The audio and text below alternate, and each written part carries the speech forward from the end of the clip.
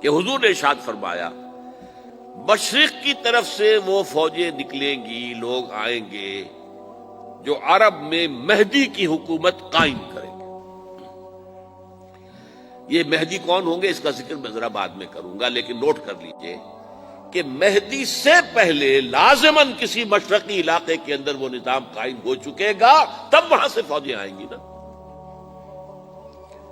یہ مشرق کون سا ہے؟ عرب کے مشرق میں آپ چلیے ایران بھی آ جائے گا، افغانستان بھی ہے، پاکستان بھی ہے، اور اگر اسے اور توسیع دیں تو ہندوستان بھی ہے۔ یہ ہے عرب کا مشرق،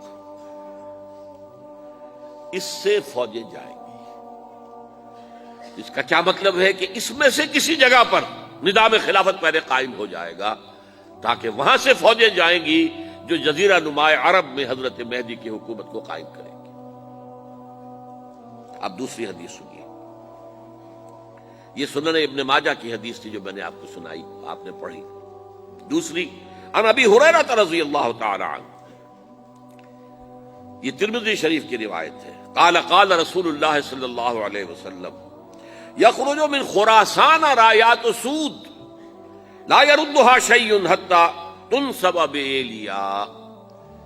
خراسان کے علاقے سے سیاہ جھنڈے لے کر فوجیں آئیں گی، ان کا رخ کوئی موڑ نہیں سکے گا، ان کو پیچھے پھیر نہیں سکیں گے کوئی بھی، یہاں تک کہ وہ یروشلم میں جا کر جھنڈے نصب کر دیں گے۔ ایلیا حضور کے زمانے میں یروشلم کو کہتے تھے۔ یہ یروشلم تھا جب حضرت سلیمان کی حکومت تھی اور یہاں پر معبد سلیمانی، ہیکل سلیمانی قائم ہوا۔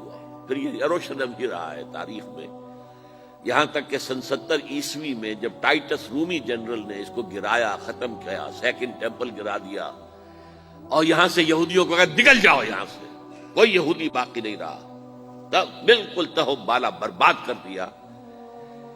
اس کے کوئی 150 سال بعد ہیڈریان، رومن ایمپرر ہیڈریان، اس نے پھر دوبارہ آباد کیا اس شہر کو۔ 150 سال تک یہ بالکل بنجر اور بالکل غیر آباد پڑا تھا۔ اب ہیڈریان نے جب آباد کیا تو اس کا نام ایلیا رکھا، اب یروشلم نام نہیں تھا۔ تو حضور کے زمانے میں پھر اس کا نام ایلیا تھا، اور اب اس سے کیا معلوم ہو رہا ہے کہ یہ یروشلم مسلمانوں کے قبضے سے اس وقت نکلا ہوا ہوگا۔ ایک دفعہ پہلے نکلا تھا، سن 1099 عیسوی میں مسلمانوں کے ہاتھ سے نکلا، کروسیڈرز، عیسائیوں نے آ کر اس کو قبضے میں کیا، لاکھوں مسلمانوں کو مارا، قتل کیا۔ اس کو 1187 عیسوی میں واپس لیا ہے۔ کس نے لیا ہے؟ صلاح الدین ایوبی کرد۔ عرب کھوکھلے ہو چکے تھے، عربوں نے کھویا، واپس نہیں لے سکے، بہت حکومت کر چکے تھے، 400-500 برس کی حکومت کر کے، اور ان کے عیش اور ان کے آرام، اب ان میں جان نہیں تھی کہ وہ واپس لے سکے۔ واپس لینے والا گرم کرد خون تھا، صلاح الدین ایوبی۔ تو گویا کہ اب آپ سمجھئے کہ 88 برس تک عیسائیوں کا قبضہ رہا یروشلم پر۔ اب 1967 میں یہودیوں نے قبضہ کیا ہے، اور اب 38 برس تو ہو گئے، 88 نہیں تو 38 برس تو ہو گئے ہیں، لیکن وہ دور آئے گا کہ اب پھر لیں گے۔ لینے والے عرب بھی نہیں ہوں گے، خراسان کے علاقے سے فوجیں آئیں گی۔ یہ خراسان کیا تھا؟ ایلیا تو میں نے آپ کو بتا دیا، یروشلم کا نام ہے۔ خراسان اس زمانے میں ایک بہت بڑے ملک کو کہتے تھے، کچھ حصہ پاکستان کا بھی اس میں شامل ہے، کچھ حصہ ایران کا بھی ہے۔ ایران کے اس حصے کو اب بھی خراسان کہتے ہیں، وہ ایک صوبہ ہے۔ خراسان ایک صوبہ ہے ایران کا، چھوٹا سا۔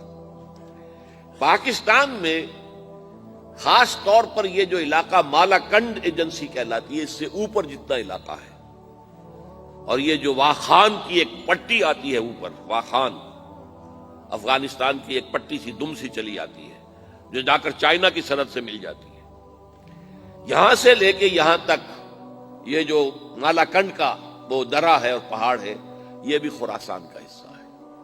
باقی تقریباً 2/3 آف افغانستان، ساؤدرن حصہ نہیں ہے خراسان کا حصہ، یہ سیستان کہلاتا تھا، یہ خراسان نہیں ہے، لیکن یہ کہ اوپر کا 2/3 آف افغانستان اور اس کے ساتھ یہ جو عرب، جو اب یہ ترک ممالک آزاد ہوئے ہیں سوویت یونین کی ڈسولوشن کے ساتھ، یہ سارا علاقہ کہلاتا ہے خراسان بزرگ، دی گریٹ خراسان۔